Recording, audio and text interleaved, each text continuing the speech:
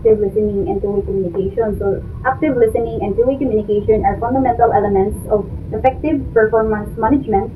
They ensure that employees feel heard, understood, and valued, which in turn encourage their active participation in the performance management process. So, naa siya ay uhat sa kuan. The active listen to the employee's perspective, encourage open dialogue and questions, create safe space for the employee to share their thoughts and feelings, avoid interrupting or dominating the conversation. So, first, the actively listen to the employee's perspective is give the employee your undivided attention. So ato gumihatag sa employee ang atong undivided attention para mas confident sila amo sulti sa ilang gusto nga ipaabot. And use verbal and non-verbal cues to show you are engaged, like magyango-yango ka kanang mga anak kanila, then mag-eye contact mo, mag-eye contact kanila. The next is paraphrase and summarize what the employee has said to ensure understanding. So imong i-paraphrase or imong i-summarize ang ilang unsang ilang gipakuan, din para mo kuan kag explanation na nila, then para makaano sila na minaw jud ay siya. So gipaminaw jud ay ko. The next is encourage open dialogue and questions. So foster an environment where employees feel comfortable sharing their thoughts and asking questions, and use open-ended questions to encourage detailed responses. And then be approachable and available for discussion.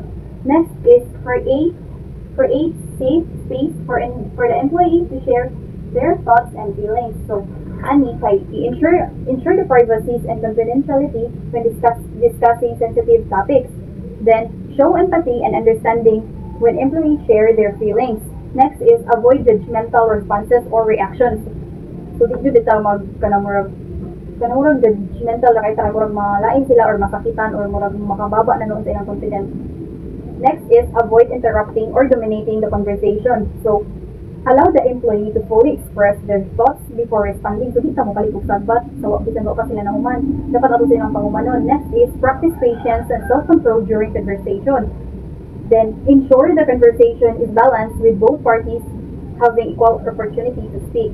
So, diri na ta sa benefits of active listening and two-way communication. So, first, improve employee engagement. So, sa improved employee engagement, employees feel valued and understood, leading to higher engagement and motivation. So, kung atong kanamo gidungog jud ang employee, so marag ma-motivate sila, mas dagko pa sila, mas mapataasan pag nila ilang mga kanang kamaayo, like murag mo ganahan sila nga matrabaho.